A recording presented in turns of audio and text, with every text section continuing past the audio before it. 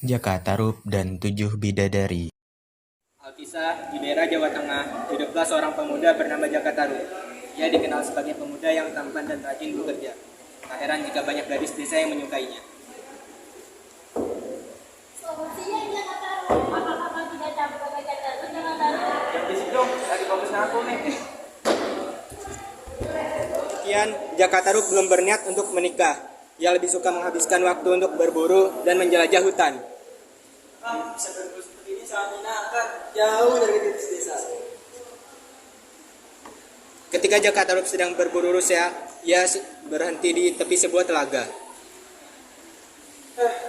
Rasanya haus sekali. Untung ada sungai di sini. Ketika Jakatarup sedang mendekat ke arah sungai, ia mendengar suara wanita. Suara siapa itu? Seperti suara gadis-gadis, tapi di tengah hutan begini. Ternyata suara tersebut berasal dari 7 gadis yang sedang mandi di sungai. Wah, suara cantik-cantik. Ada di sini. Si Jakatarup tidak tahu jika para gadis itu adalah bidadari kahyangan, dan sesungguhnya manusia tidak bisa menikah dengan bidadari. Ia pun mulai berpikir dan mencari cara agar salah satu gadis itu menjadi istrinya. Lalu ia mendapatkan ide. Jika seandainya aku ambil, pasti mereka akan kebingungan. Lalu berpura-pura untuk aku menemukannya.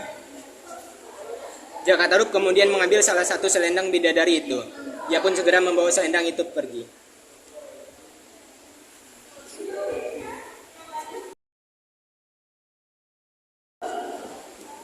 Sementara itu, para bidadari telah selesai mandi dan hendak kembali ke kahyangan.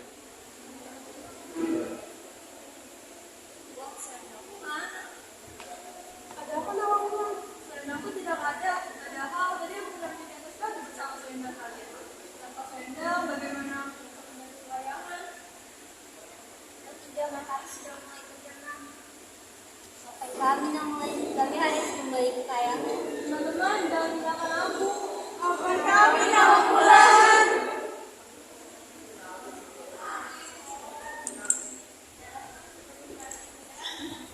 Nawangwulan pun kebingungan, tak tahu karena ia tidak bisa kembali pergi ke kahyangan.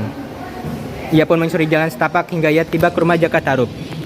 Selamat sore gadis cantik. Kau nampak kebingungan? Ada yang bisa aku bantu? Oh, wahai pemuda, namaku Nawangwulan. Aku sebenarnya bidadari dari kayangan. Namun, aku kehilangan selendangku. Jakatarup terkejut, tidak menyangka jika gadis itu adalah bidadari kahyangan. Ia pun berencana agar menyembunyikan selendangnya agar si bidadari tidak dapat kembali ke kahyangan. Nama aku Jakatarup. Sungguh mahal nasibnya. Daripada kau kebingungan, lebih baik tinggal di sini bersamaku. Baiklah, Jaka. Terima kasih. Kau sungguh. Nawangwulan pun tinggal bersama Jakatarup dan menjadi istrinya. Mereka kemudian dikaruniai anak mungil bernama Nawangsi. Mereka pun hidup dengan bahagia. Hingga pada suatu hari ketika Nawangwulan ingin mengambil padi, pandangannya tertuju pada sesuatu yang tidak asing baginya. Benda itu menyembul dari tumpukan padi. Ternyata selama ini itu adalah selendang yang ia cari. Ternyata selama ini suamiku yang telah menyembunyikan selendangku. Jakatarup, selama ini kau telah membohongiku. Ini tega. Kembali ke kayangan. Jangan pergi. Bagaimana Madam Nawangsi? Meskipun aku tidak mengakuimu sebagai suamiku lagi, namun Nawangsi tetaplah aku akan kembali sesekali menemuinya.